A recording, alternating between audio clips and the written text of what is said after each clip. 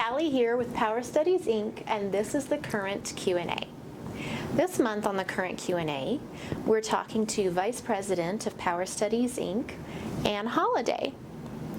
Last time we talked to Ann Holliday, we discussed the information for the utility data that we need from the utility company in order to perform a power system study. And this month we have a question for you again. Okay. What other information do we need from the customer in order to perform a power study? That's a great question, Callie. There's many items that we need. The first one that's most important is the one-line drawing. We need the latest and greatest, most up-to-date one-line drawing.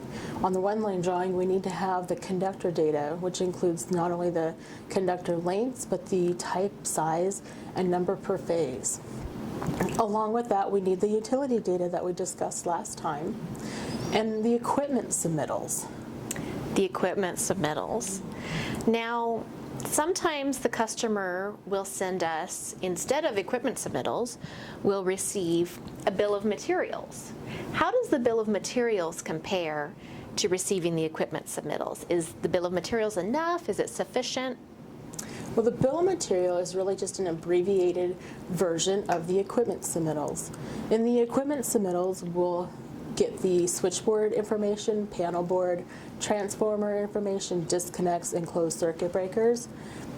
The transformer data will actually have the impedances of the low voltage transformers. In a bill of material, not all of that information is in there.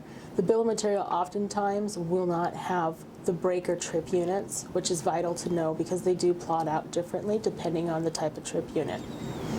Interesting. Now, what about our more complex projects, like, let's say, a hospital or an FAA project or a data center? What information do we need specifically for those kind of projects? Well, all projects are unique, and definitely those are more unique than others.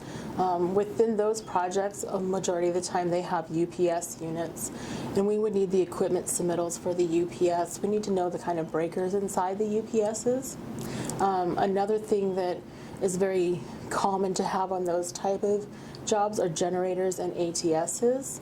With that, we need to know the ATS withstand rating, and for the generators, we really need the alternator data sheet as well as the kind of protected devices within the generator. Another thing that's really we need to know is the motors and the horsepower of the motors for those motors that are shown on the one-line drawings.